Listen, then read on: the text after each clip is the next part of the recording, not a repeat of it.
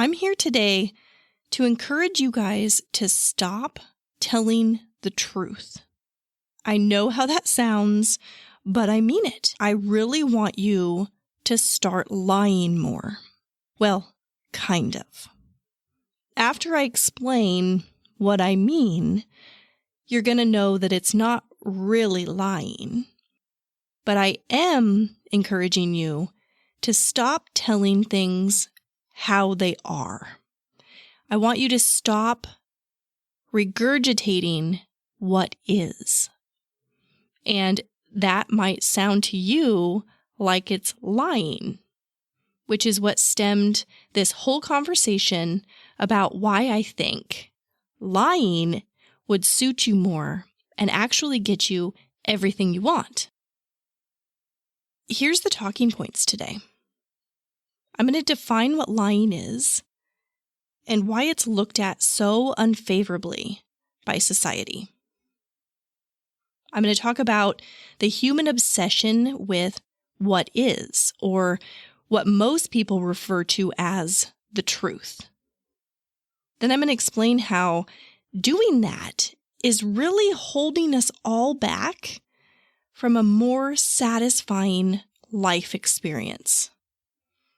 Then I'm going to offer you guys some tips about how to flip the script and how this pertains to mental health therapy. Then I want to have a discussion about whether there ever is one version of the truth, and is lying ever a good thing. Then I'm going to end the episode by telling you guys what I'm doing in my personal life to change things around for me and get me out of this pattern of holding myself in physical reality so that I can actually create reality, and how all of you can too. So, without further ado, welcome to the episode on lying. I'm Dr. Williams, and this is my podcast. I have 2 graduate degrees in psychology, am a licensed mental health counselor, and an expert in the area of spirituality. I am devoted to living my best life and am sharing it with all of you. I'm bringing my expertise, education, and life experiences to you through this podcast. Everyone deserves to enjoy life, and that is what I'm here to talk about. Depression, anxiety, grief, you name it, we all go through it at one time or another. I believe there's a better way to come at these things than mainstream mental health care offers, and I'm here to offer you my perspective and dig into discovering how you can feel good no matter what life throws at you. It is my intention to contribute goodness to this world, and the content herein is how I do that. But one disclaimer before we dive in: should you decide to apply the information offered here, be prepared for improvements in your life. You may even live happily ever after, and you'll only have yourself to thank. This is Feel Good Now, the Dr. Williams podcast. I want to start by defining what a lie is, or what the act of lying is. Here's the definition I found. Quote, to make an untrue statement with intent to deceive. Unquote. Or, quote, to create a false or misleading impression. Unquote. I think that definition sums up well why we look at lying as being such a bad thing. If you've been on the receptive end of somebody lying to you, then you know what that feels like. And being deceived by somebody is not a good feeling. I feel like I have to give you guys a little bit of background on me and my personality as far as this topic goes, because I am a truthful person. And this is something that I've incorporated into who I am at the core of my being. I am a genuine, authentic person. That is how I present myself to the world. And I don't lie about things. I am honest. And that's because I want intimacy in my relationships. And in order for you to have that, there has to be a basis of truth there. Otherwise, people don't trust you. And you don't really have any kind of weight as far as you saying who you are if what you're saying doesn't back that up in an honest way. So if you go about lying, no one ever believes anything you say, and then no one really knows who you are. And it's important to me that the people in my life know who I really am, because I want to know who they really are. That intimacy is important to me. I want that. I want to be as deep into that relationship that is allowed by the other person. Like, I will go as deep as you are willing to go. That's important to me. So I have done my fair share of lying. You know, I was a teenager, and my mom would be able to speak to this a little bit more, but I went through a period of time where I was in a rebellious stage, and I did some lying for sure. And I did some things that were really not aligned with who I really am. But I was learning that at the time. And sometimes lying or being deceptive or dishonest is just a way of experiencing that boundary and learning who you are and how far you're willing to go up to that boundary before you feel like you're sacrificing who you are, which is something that I've learned and I don't like doing. So with that said, I'm encouraging myself and all of you to lie more. And that can come off confusing because I'm not a liar. But what I'm referring to is not really lying. It's just speaking a different truth. And I'm going to get into that more. But I just wanted to make sure to report my own personal views on honesty, because I think that it's important to have that foundation when having this discussion. And I am an honest person. I don't like lying. It doesn't feel good to me to do that. Why is it that we look at lying as being bad? Well, I think it comes down to that aspect of the definition, which is deception. If you are deceiving somebody, then you're trying to get something from them by telling them whatever you need to tell them to get what you want. And that's the aspect of lying that I am not aligned with, and I don't encourage anybody to do that. Deception for the purposes of ill will are not what I'm encouraging here. But I want to look into how we came to have this view of lying in our society. And I think that we have been trained for generations to reiterate or regurgitate what is. And that not doing that is considered a deception. And I think that that has led to this obsession through humankind with a focus on what is and labeling what is as the truth. But here's the thing. We are here in these physical bodies because we wanted to have a physical experience. It's satisfying for us. It's all the delicious aspects of using our senses to explore this world. We don't get that when we're in non-physical. Physicality was created for the satisfaction of those experiences. And so it makes sense that we would be so focused on the physical nature of what is, because that is what we came for. So I get that.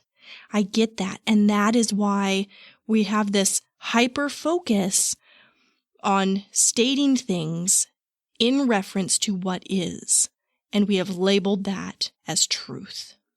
When somebody states something that opposes what is, it probably comes down to feeling like we're missing out on something, missing out on a physical reality. And since we're here wanting all of these physical realities, we want to know what's going on. What's going on in the real physical world? Tell me how it is. The problem is, because we have been doing that for so long and teaching our kids to do the same thing over and over through generations, we're holding ourselves back from our true nature, our true creative power to create physical reality in a way that we want to experience it. It's wonderful to be enveloped in all of the physicality that this world offers. But there's a big misconception which keeps us from experiencing even more satisfaction and more goodness. The truth is, there are two realities. There's our physical reality, and then there's our vibrational reality. Obviously, we only experience one of those with our physical senses, and that's our physical reality.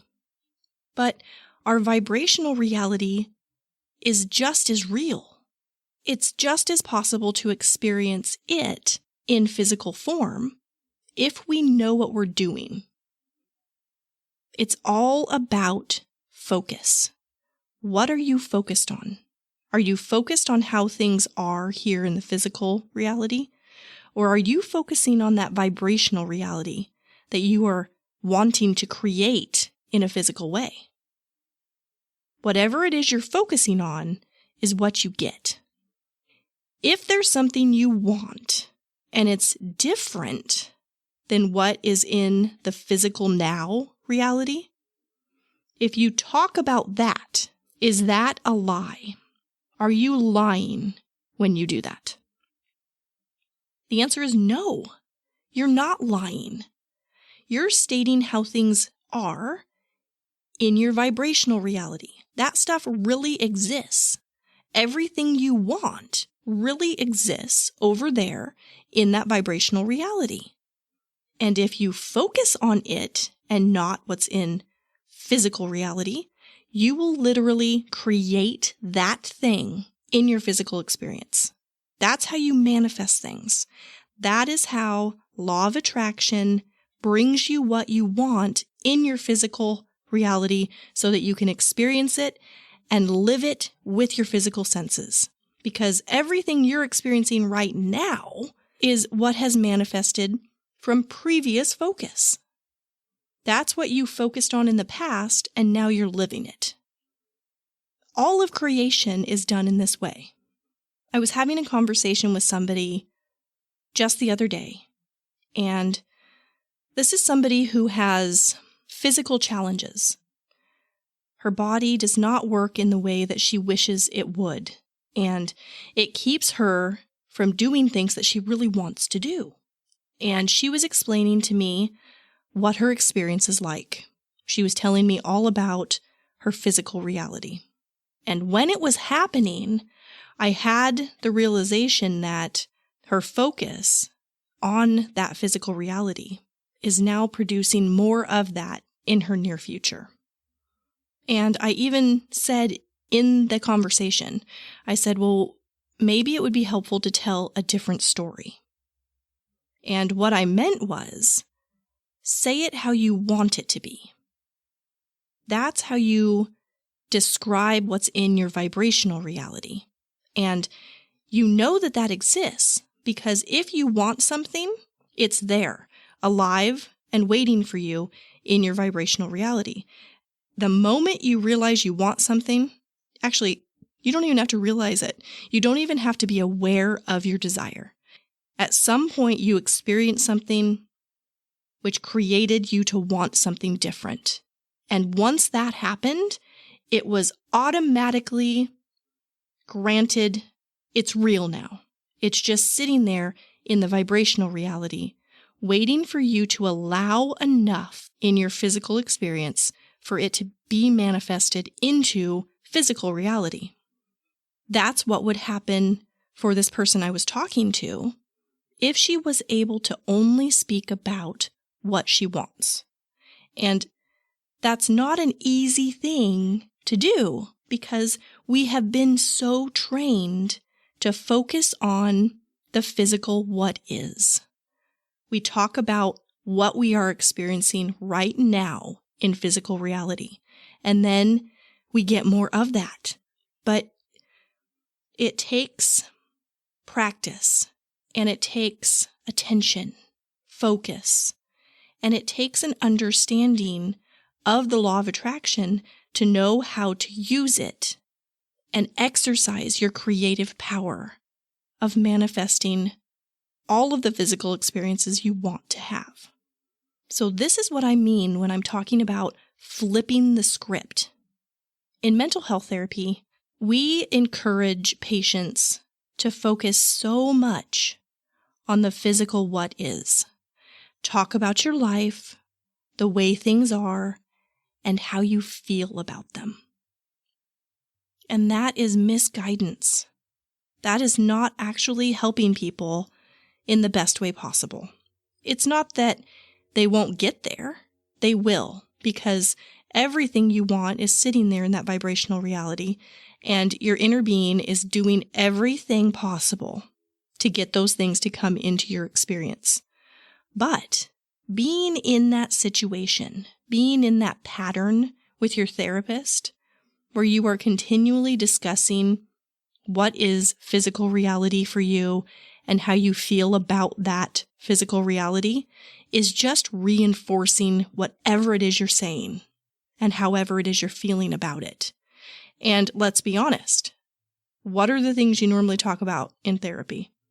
It's not all the stuff that you are loving about life, right? It's all the stuff that you really want to change. And that's why therapy can take such a long time for people to find those improvements in their lives. But it doesn't have to be that way if you can flip the script. In addition to stating things differently, flipping the script means talking about what you want and reaching for that feeling of how you will feel once it is manifested. If you can do that, that thing will come into your physical reality. It will manifest. But you have to stay focused only on that which you want. And the catalyst, the thing that really makes it become creation, is that feeling of it. And that's why I'm always saying, find a way to feel good, because you have to reach for those good feeling emotions while focused on what you want in order for it to be created. And it will, if you can do that successfully. Now just think about that. Think about that with your therapist. If you are going to therapy on a regular basis, even having just that period of time that you spend with your therapist, focusing only on what you want and the emotions associated with what you want, is going to get you what you want way faster, way faster than if you're focusing on all the stuff you don't want. If all therapists could make that one change in therapy, progress would be huge. Improvements would skyrocket. Mental health stigma would drop. It would fall off the face of the planet. There would no longer be a stigma. Hey guys, I have some big news. I've decided to offer you guys some exciting interaction opportunities. Have you guys been over to the website, drwilliamspodcast.com? If you have, you may have noticed a scheduling calendar that wasn't there before. I am going to be offering some one-on-one sessions. I'm also going to be doing some interviews. So if you think you might be interested in having a one-on-one co-creation or private personal alignment session with me, you can go to the calendar and you can schedule a free 15-minute consult. Or if you want to be a guest on the show, maybe you are an expert in mental health or law of attraction, or you just have some life experience with either of those things and you want to share your story, you can schedule a free 30-minute pre-interview call to be a guest on the show. Because I told you guys, I want you guys to feel like this is your show too. So here is your chance to shine. I am so eager to offer my audience a multifaceted listening experience, rich with your unique perspective on life. We all have something to contribute. Let's hear what you have to say. And now, back to the episode. Here's the other thing. You have to be okay with the gestation period. Things do not come into physical reality instantaneously. Just like you don't expect to be holding a baby the very moment that you learn that it exists. You allow the time needed for it to come to you with all the goodness which time grants. The baby grows. The baby becomes a physical being in those 9 months in the womb. You want that, right? You want the baby to stay in there as long as the baby needs to be the form that it's destined to be. It's the same way with everything. If you have a desire, there's a gestation period there. But you get it much faster if you're only focused on that and you're not getting all mucky with all the stuff that what is in your physical reality now. All of that stuff, that's old news. All of what is manifestations from the past. The only good thing about focusing on the present is acknowledging that this is where your power is. The power of now.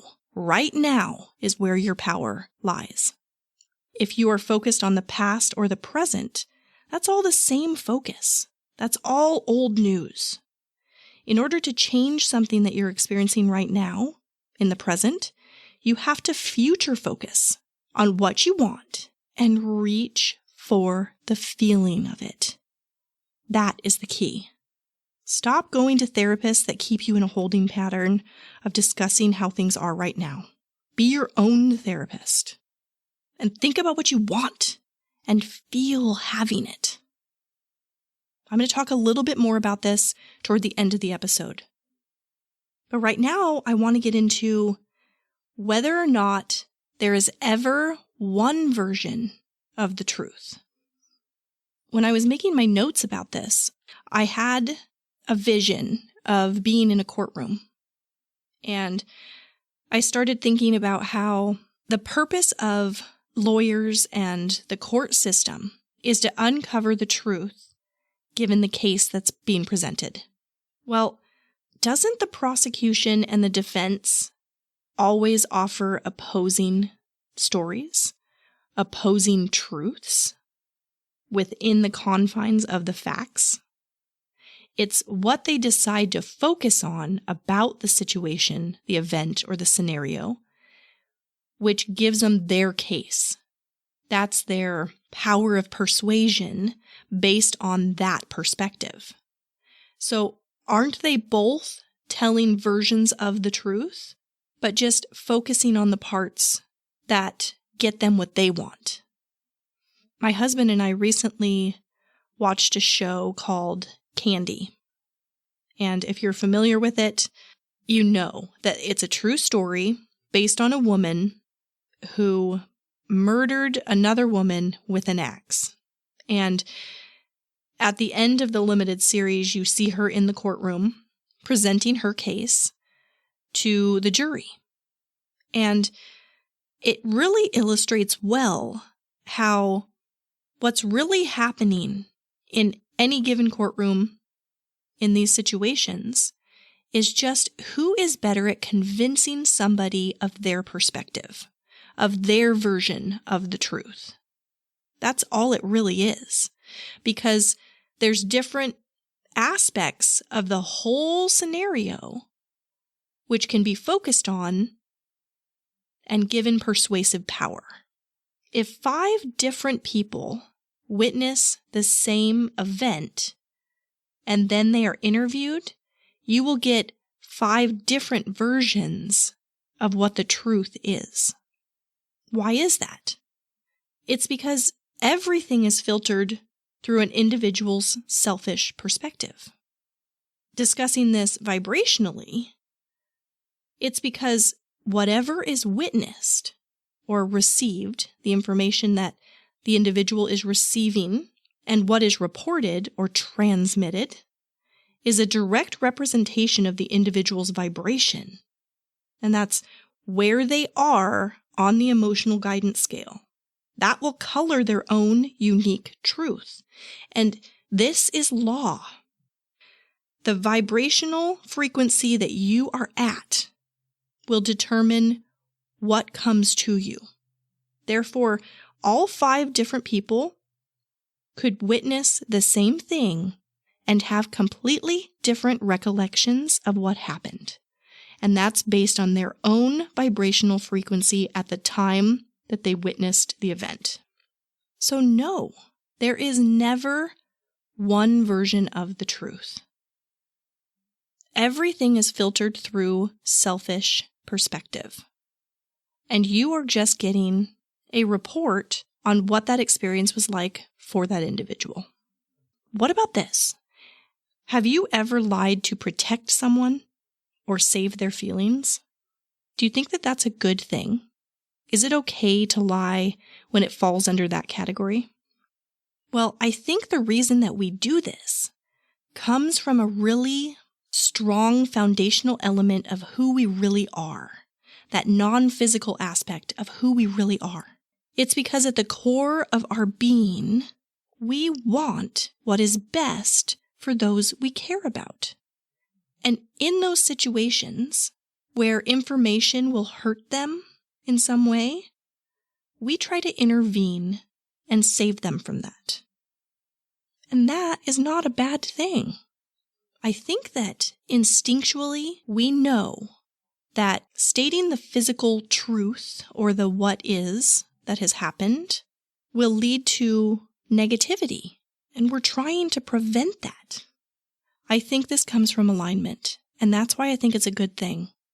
When you're doing something out of love for somebody else, if you're feeling love for that person, that means that you are vibrating at a love frequency on the emotional guidance scale, and that is alignment with your inner being. So that's why lying in those circumstances is a good thing, even though we have been taught to never lie. But if doing so is for the benefit of wellness, then why wouldn't we? All of this is well and good, but what can we be doing to actually put it into practice? And I'm going to tell you guys some things that I've been doing. There are things about my own physical reality right now that I want to improve on. And that's just life for everybody. One thing that will always be consistent is that we will continue to want for more. And that's because we are source energy, and source energy wants to expand and evolve. So it makes sense that we're always striving for something else. The first step in being a deliberate creator and pulling those things from that vibrational reality into a physical reality is, for one, acknowledging that it exists there, and it helps to know what your desires are. So I have been working on clarifying what my desires are, and I've been doing some creative writing with that focus. So what I will do is I will write down what it is I want. Then underneath that line, I will write down all the reasons why I want it. Now that helps to clarify the desire, and that helps getting some momentum going. Then under that, I write all of the emotions that I will experience when I have this vibrational desire in my physical experience, a manifested reality in my physical experience. And when I am writing the feelings, I reach for the actual feeling and feel it in that moment while I'm focused on this thing I want. I'm setting expectations for myself and my reality, which aligns with my vibrational desire for that thing.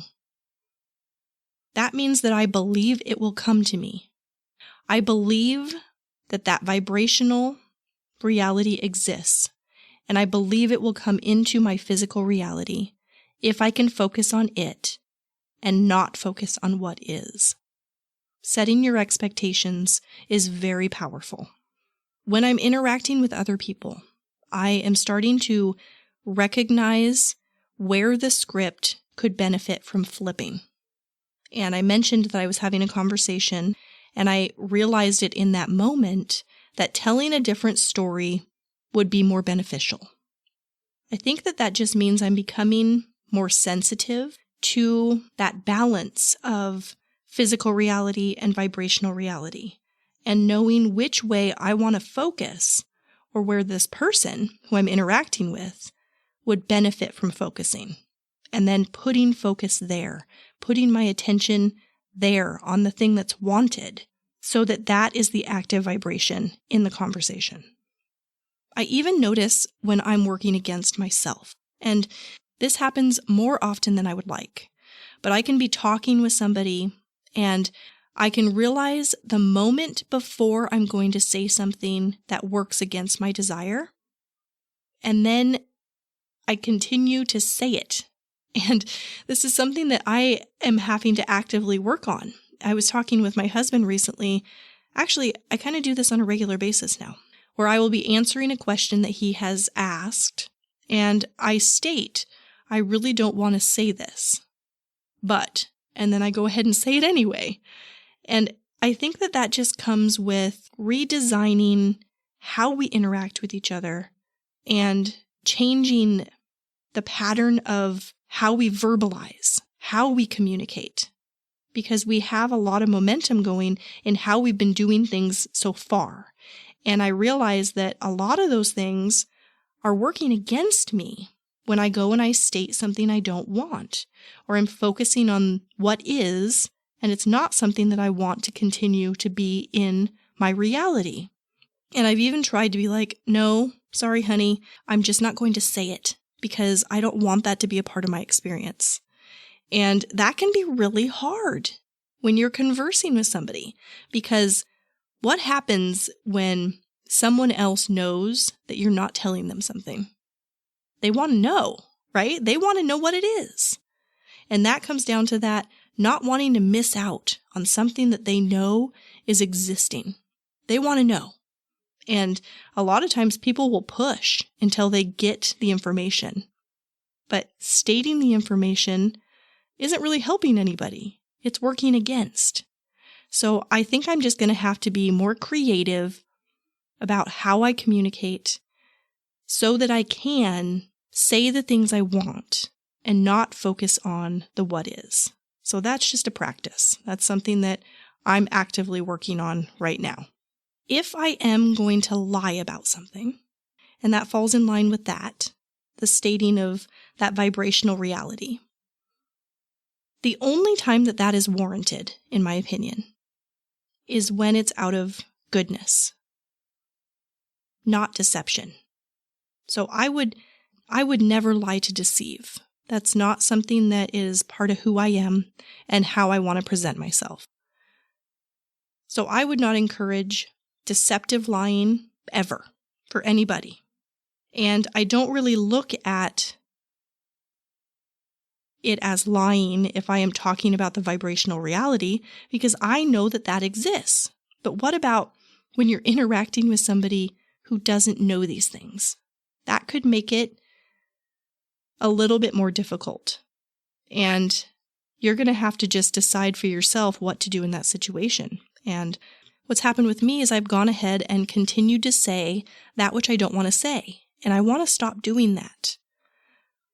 But I don't look at that as lying. It's not a lie if it's real. Your intentions matter. I'm coming from a place of higher good for myself and everybody around me. That's truly what I want. That is what I intend.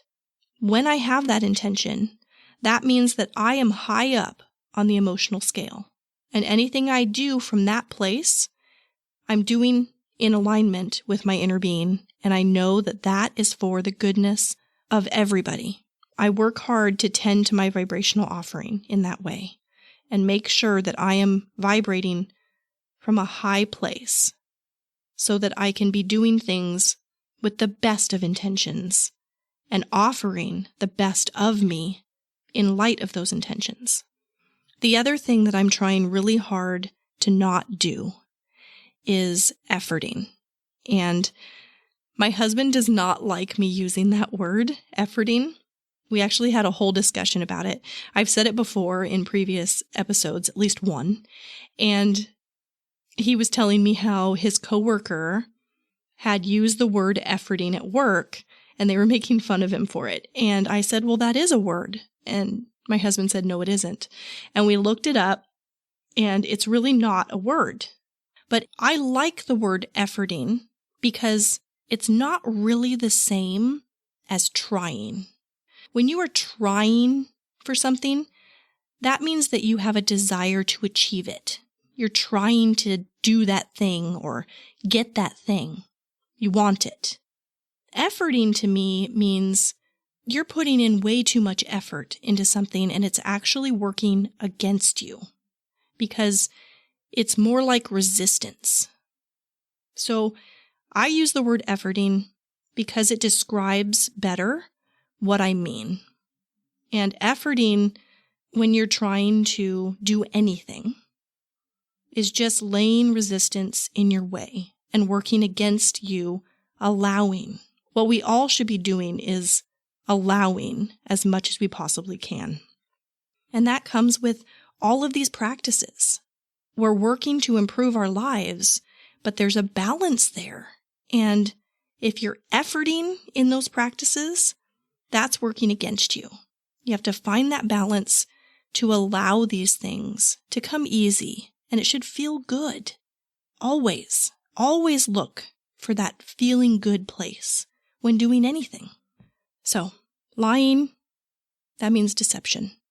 I definitely don't recommend that. But speak the truth about the reality that serves you, the one where all of your desires exist. If you can, you will get the blissful experience of physically living all your dreams come true. That concludes this episode, but if you don't want to wait for the next episode to come out, I have more for you at drwilliamspodcast.com. You can learn more about me and my journey to podcasting, find all the ways to connect with me on social media, and there's a button to subscribe so you're the first to know what's new and upcoming.